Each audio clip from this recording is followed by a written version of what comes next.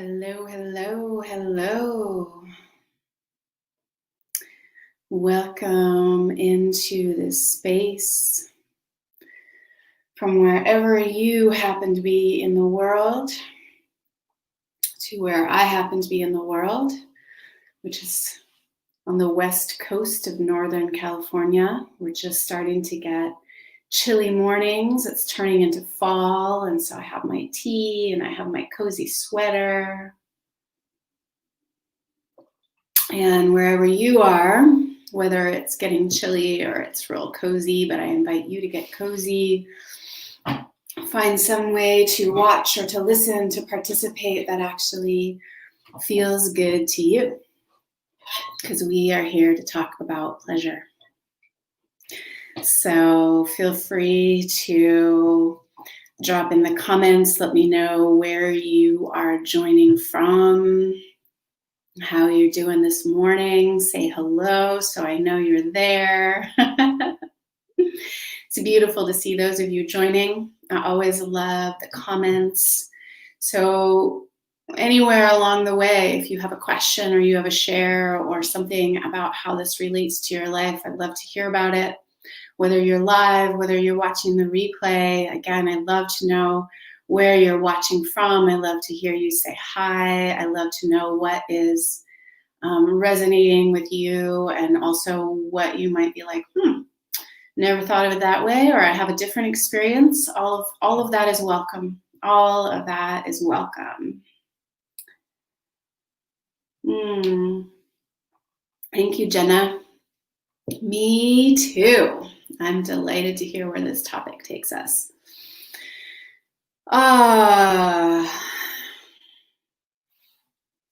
So pleasure. There is so much. Hey, Melissa. Yeah. All right. Here we go.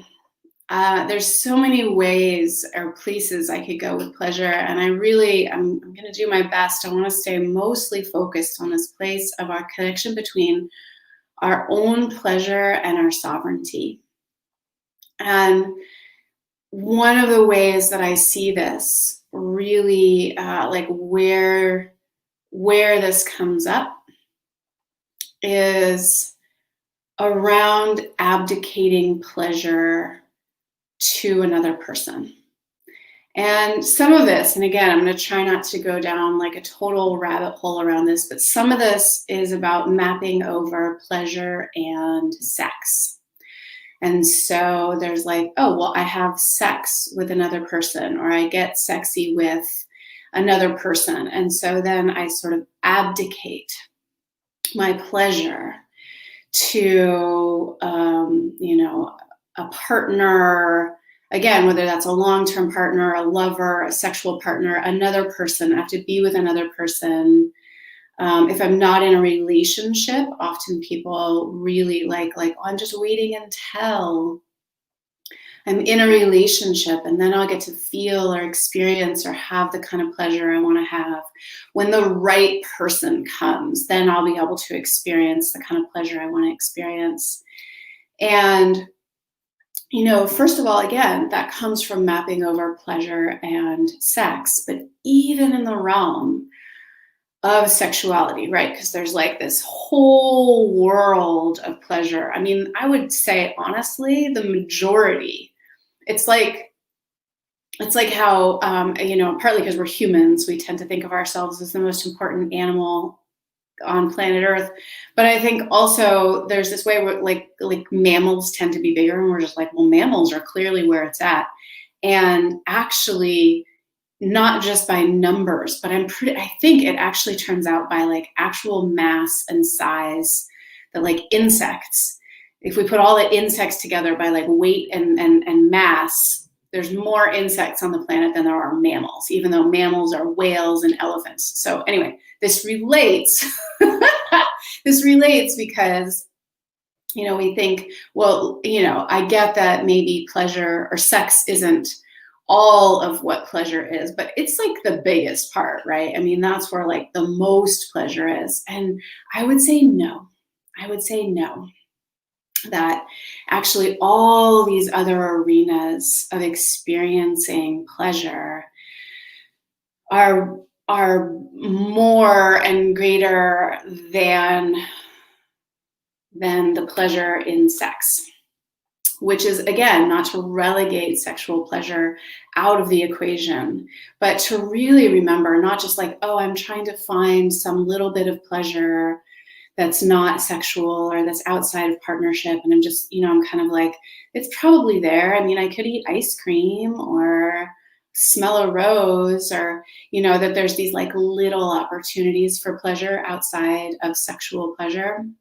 I think actually that it's the vast majority of our opportunities for pleasure are outside the realm of at least what we traditionally consider sexual.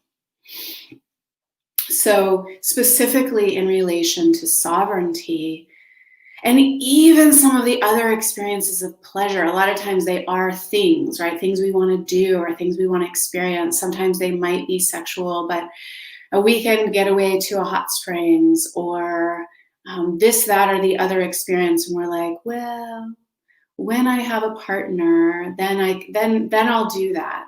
Or then, well, I don't want to do it without a partner. It's not the same without a partner, or without another person. Again, whether that be a long-term partner, a lover, something like this, but this relegating of our rich and pleasurable experience of our lives to when I have a partner or when I'm with my partner, because this happens even when we're in relationship, that we can then sort of relegate the pleasurable experiences in our life to like when I'm with that person, or if that person will do it with me. And again, this is both sexual and non-sexual experiences.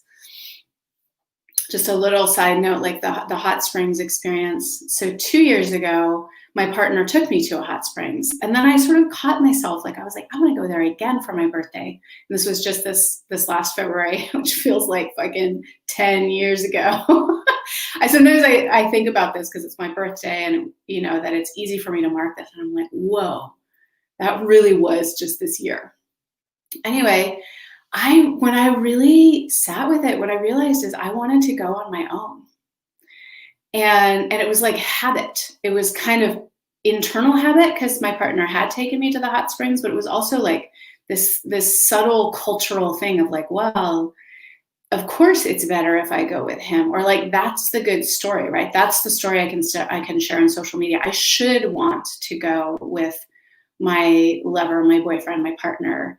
That would be the better experience. And even just inside myself, like when I actually got really honest about it, it's like, I want to go alone. Like the most pleasurable experience that I want to have in this particular moment is an experience of being alone. And so part of this is us being willing to tell the truth to ourselves about what is genuinely pleasurable in any moment. And a really simple, basic definition of pleasure would be what feels good. And of course, sometimes we have to go a little wider and a little deeper around what feels good, or we can get caught in certain kinds of habits but I would say, again, I would actually come down to if we're truly willing to be radically honest with ourselves. But that's the key piece here, radically honest with ourselves about what actually feels good in the moment. And that is a habit or a pattern breaker.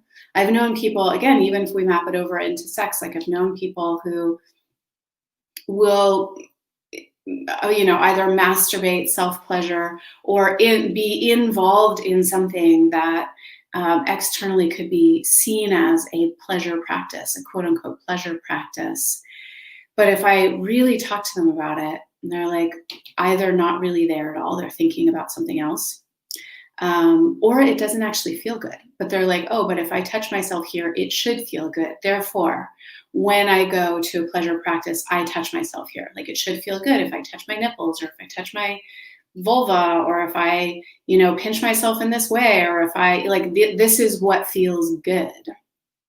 And But to actually be with ourselves in a moment to moment sensory way and go like, but is this pleasurable? Does this feel good?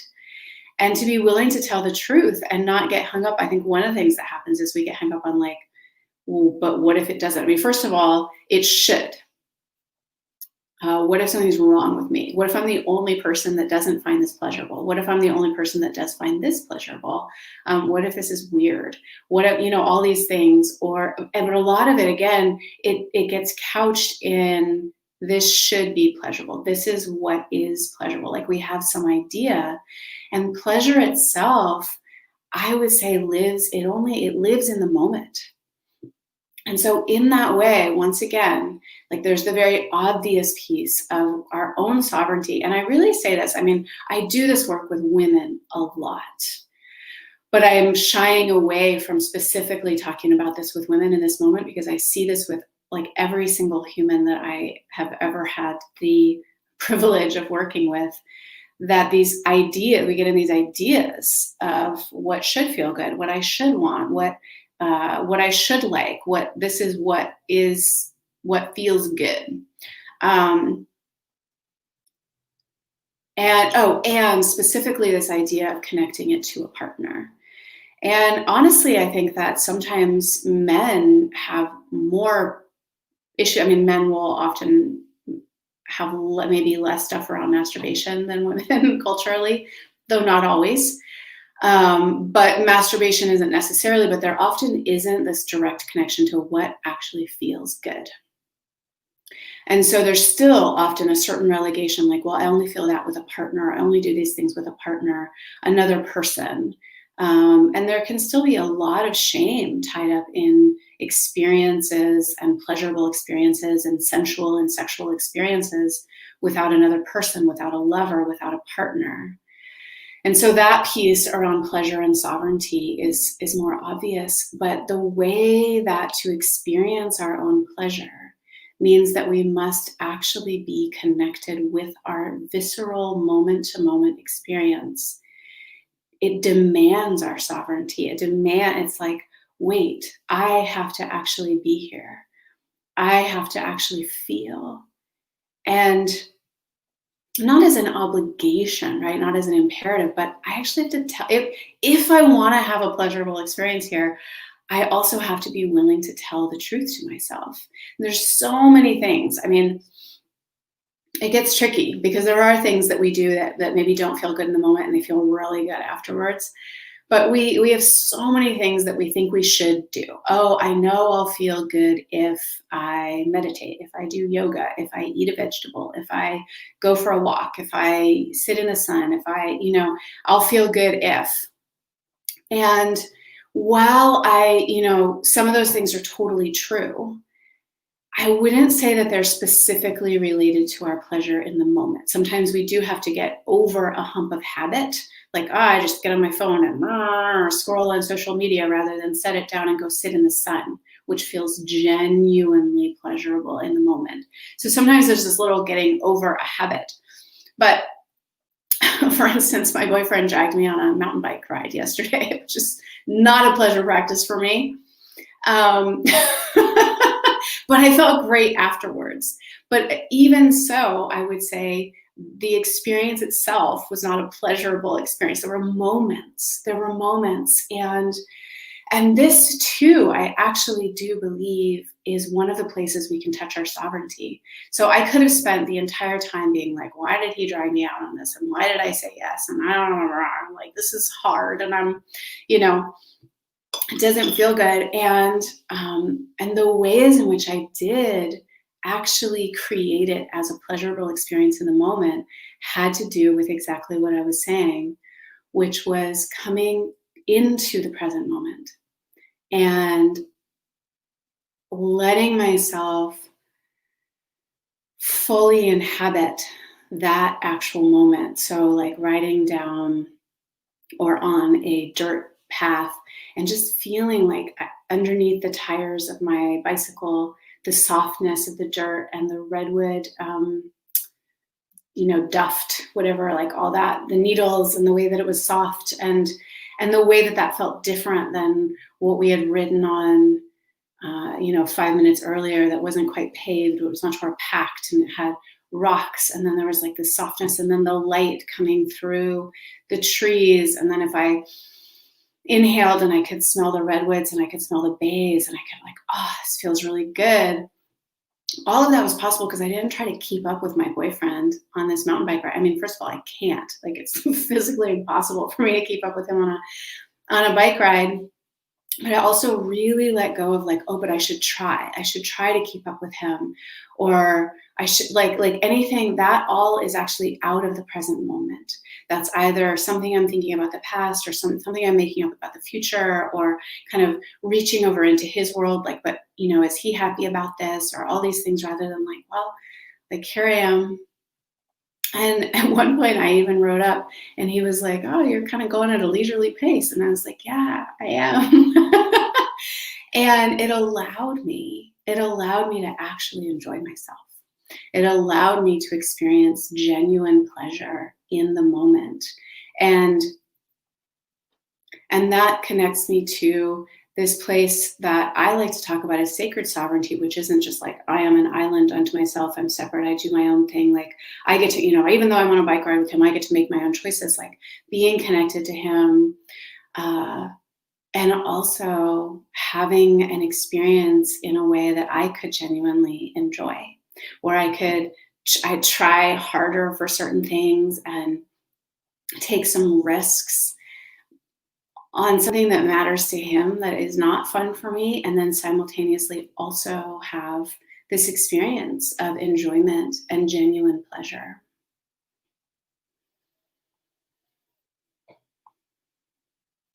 So absolutely, this is one of the places that I see when people are in relationships, sort of abdicating pleasure to being with the other person, or if I'm doing something with them, my attention is on them rather than on myself.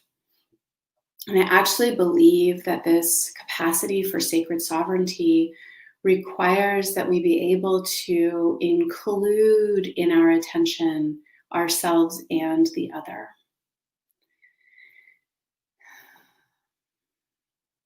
And most of us have an experience, either our attention's on another person, and then we do a lot of personal growth, and we're like, oh, I can put me first. I can put my attention on myself. And sometimes that's a really essential step. But that it's this capacity to, can I be with another person?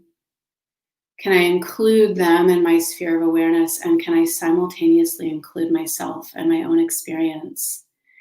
That actually allows for, again, what I would call sacred sovereignty, where I am me regardless, but I don't need to separate from another in order to be me, or in order to feel me. And that, again, it allows us to actually have our own genuinely pleasurable experiences. So that can be challenging sometimes when we're in relationship. And then there's this piece of what I see when we're not already in a relationship, but maybe wanting to be in relationship. And this was something I shared on Facebook earlier today, as I was realizing, like, when I just started sharing that we're going to be opening early registration for the No Man Diet this Friday, October 30th. And I always start to get like all these responses from women, and I can feel in their inquiries, in their responses, in the part they're like, I kind of want this, but like, I don't think I want this. And what I realized is like, oh yeah, they don't feel pleasure inside of the idea of a no man diet. And a lot of that, again, has to do with mapping over that I feel pleasure, or what will bring me pleasure. Part of the reason I think I even want to be in relationship is because that would be pleasurable. That's where the pleasure happens. Like my good feelings are over there, both, again, physical, sexual, sensual, but also emotional, energetic, more heart-based love. But that, like all the pleasure is there. The pleasure's in that relationship. And again, often there's this dichotomy of like, either being in that place of like, oh, but that's where the pleasure is. The pleasure is in that place where I'm with a man or a partner or a lover or another person or a long-term relationship or, whatever it is we think we want over there. Or like, I don't need a man, I don't need a partner. I'm fine on my own. And I think it's in this place that's neither one nor the other. But recognizing some of the deepest work and some of the work that is woven through the entire No Man Diet, actually, for the women who go through this program, whether they date men or women or both, however they identify in terms of sexual orientation, that choice to really intentionally set aside sex and dating and relationship with other people, to bring one's own awareness as a woman in and go like, where is my pleasure here? How do I actually find the pleasure that is inherent in my experience already? How do I create pleasure with myself, for myself, inside the circumstances of my life with me? And this is frankly some of the deepest work. And I think there's absolute corollaries for men and males, but this is the work that we do. In the No Man Diet, it's only for women. But it's very hard to do that. Also, it can be hard in relationship, but it can also be challenging when we're looking for a relationship, because it is so often putting our attention off ourselves and being like, but are they my next partner?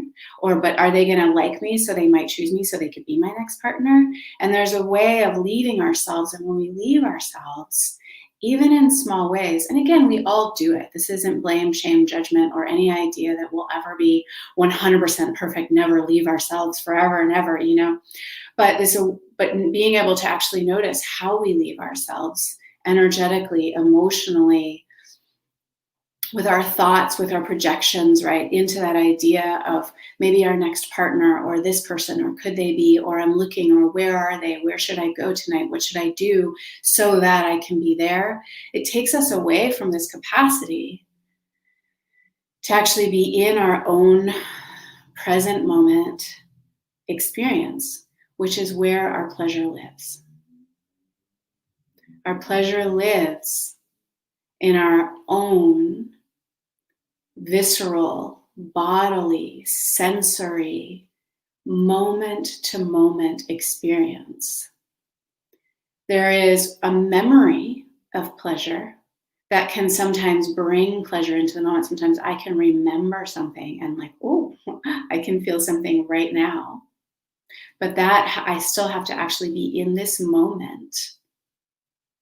But if I'm thinking about the future, I'm not, and I might think about something, again, projecting like an idea of something that might happen in the future, might bring pleasure into this moment, but the pleasure itself, the sensory, the visceral, it's not necessarily physical, but the visceral, like where we have an experience of pleasure. It could be the warmth, it could be a turn on, it could be something energetic, something but it's a visceral experience, and our visceral experience actually only lives in the present moment.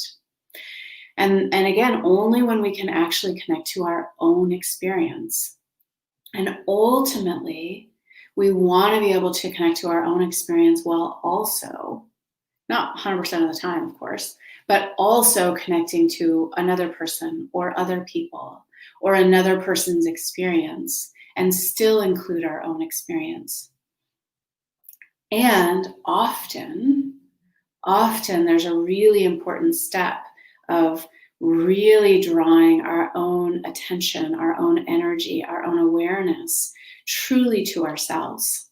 And that's one of the reasons that there's so many layers to this in the No Man Diet, but it's one of the reasons that the No Man Diet is this perfect container for women to practice their own pleasure inside of, because it's not like a shoving away, like, I don't need that, or I don't want that, or I'm never gonna, but to say, oh, for this time, I'm going to eliminate these other distractions, these places where my attention, where my energy, where my awareness sort of habitually gets drawn out of my own in the moment visceral experience, I'm just going to eliminate those distractions for a period of time so that I can listen inward to what actually is this sensation.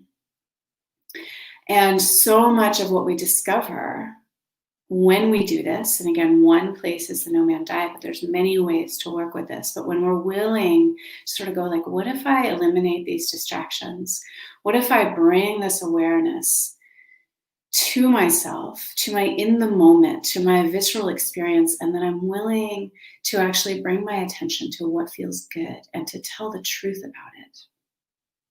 Again, that's one of the things inside the container of the No Man Diet, is that it's such a safe and closed and held container that it's a safe place for women to begin to tell the truth, first and foremost to themselves, and then often for the very first time to other women, like, oh, this is actually what feels good to me.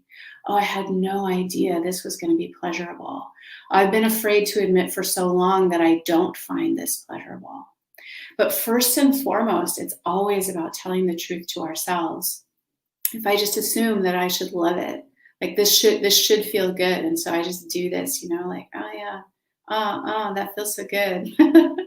Then we really miss out on, not only are we not having a genuinely pleasurable experience in the moment, but we miss out on the possibility of discovering what is genuinely pleasurable for our own self, regardless of what any other person finds enjoyable or pleasurable, sensorily, sensually, sexually, all of the above.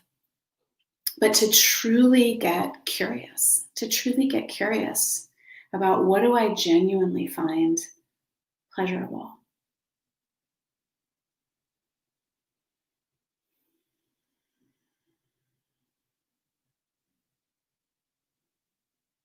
And when our pleasure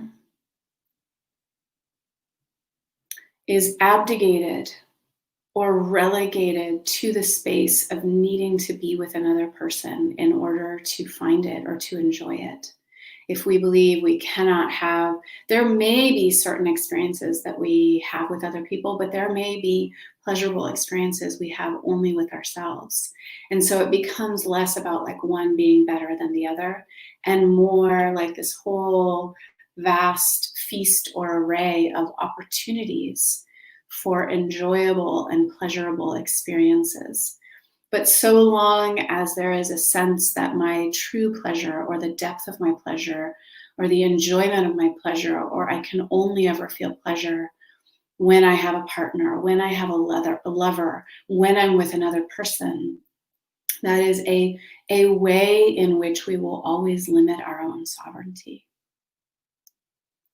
And when we really, again, not in this like, sisters doing it for themselves or whatever, whatever that we need to separate and like, no, I can do this for myself and I create my own orgasm or I know my own pleasure, that's a separation. But so it's not about that kind of separation, but this place of, I was thinking about it this morning, and especially the way that it relates to the No Man Diet, because I think so often people do hear that as this separation.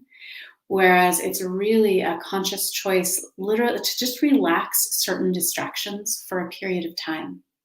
And then to allow ourselves to actually generate, experience our own pleasure. And it's more in this realm of like, now I don't need a partner. We might still really want a partner, right? There are certain experiences, or it's just a different experience. But that we ultimately within ourselves, we cultivate the capacity to come full, whether it's to a relationship or to a partner or to a lover, or even just to our life. We come full to our lives, and then it's a little more like I'm full, like what you got, or like you think you could handle all this, rather than like I need, like please do something so that I can feel good or fill me up in these ways, abdicating our own fullness and our own pleasure to these really small areas that are, first of all, small to relegate it just to the realm of sex and sexuality. And then we like even squeeze it even more when it's like just sex with another person or other people, rather than this whole wide world of pleasure, of sensory awareness, of ways that we can fill ourselves up in what feels good.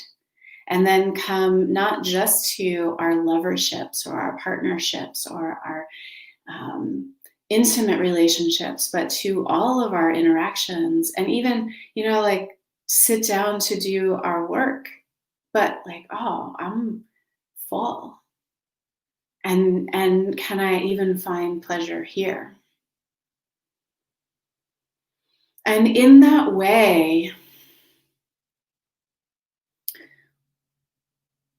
we begin to be less, what's the word? It's almost like by being able to find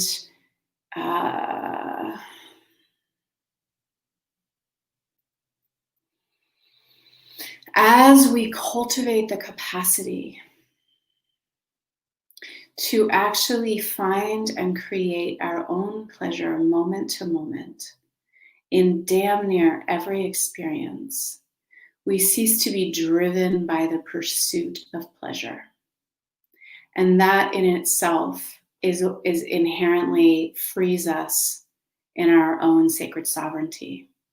Again, it's beyond, it includes, but it's beyond like, am I driven by my compulsion to find a partner or a lover or, someone to marry me or someone to have a baby with me or whatever these things are, beyond just the compulsion for a partner to experience sexual experiences with, or to have a lover or a life partner, an intimate partner, but that compulsion towards like whatever will make me feel good, where we're in some ways held hostage by that when we don't know how to feel good regardless.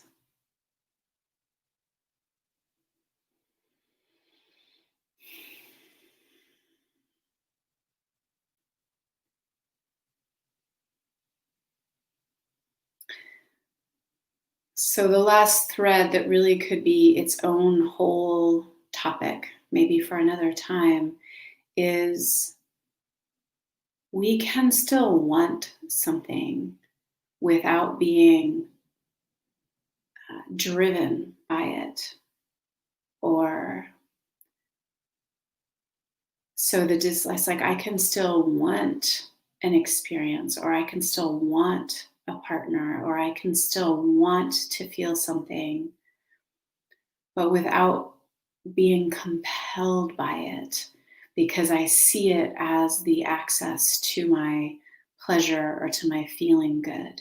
And that's the sovereignty that's created by our willingness actually to, moment to moment, find, experience, be willing to feel what already feels good, with our own awareness, our own cultivation, to be able to even create pleasure in, again, damn near any moment, and to fill ourselves up in that way regardless of circumstances. And one place where we dive really deep into the practices and the teachings and the like, but how do I do that, is inside the container of the No Man Diet. It's an awesome container for this. And it makes me laugh because, again, I know this is not women aren't like, I'm going to do a No Man Diet so I can feel more pleasure. They're like, I don't wanna. And so part of this is me going like, actually, it's pretty fantastic in there. And we're opening the early registration Friday, October 30th. You not only save $400, which is nothing to sneeze at these days, if you register during the early bird registration, But I do a bonus group session with all of the women who join early, so we can really dive into what you're working with, what your life looks like, what you want your no-man diet to look like, why you're doing a no-man diet, and we get to work really intimately with that. And this year, for the first time, I'm including access to my library of teachings and practices as a bonus for early registration for the No-Man Diet. So it's an awesome space, and I'd love to see you there.